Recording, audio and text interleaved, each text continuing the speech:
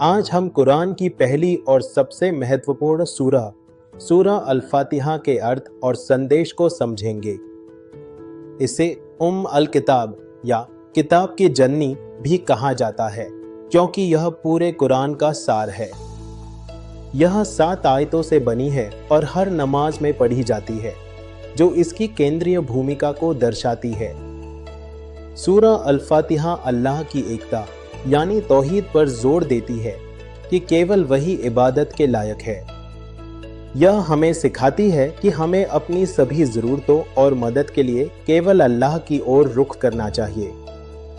सूरह की शुरुआत अल्लाह की प्रशंसा से होती है, जो सभी जहानों का रब है, उसकी सर्वशक्तिमानता को स्वीकार करते हुए। यह अल्लाह को अर्रहमान अर्रहीम यानी अत्यंत कृपालु, परम दयालु के रूप में पहचानती है।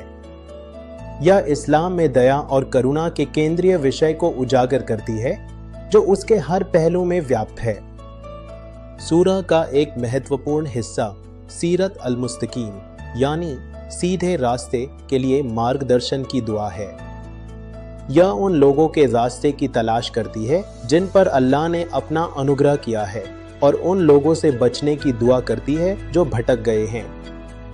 अल फातिहा हमें यौम अल दीन यानी क़यामत के दिन की याद दिलाती है, जो कर्मों के हिसाब किताब पर जोर देती है।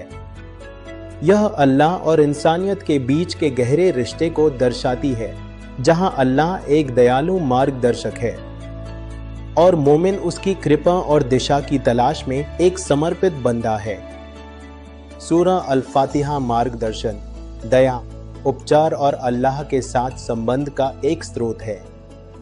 यह हमें हर मामले में अल्लाह से मदद मांगने की शिक्षा देती है, उसकी शक्ति और दया पर भरोसा करने के लिए।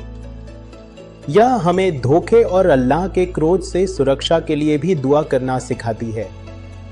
सूरह अल फातिहा वास्तव में कुरान का दिल है, जो हमें जीवन के हर पहलू में मार्गदर्शन प्रदान करती है। यह हमें अल्लाह की दया और उसके सीधे रास्ते पर चलने की प्रेरणा देती है।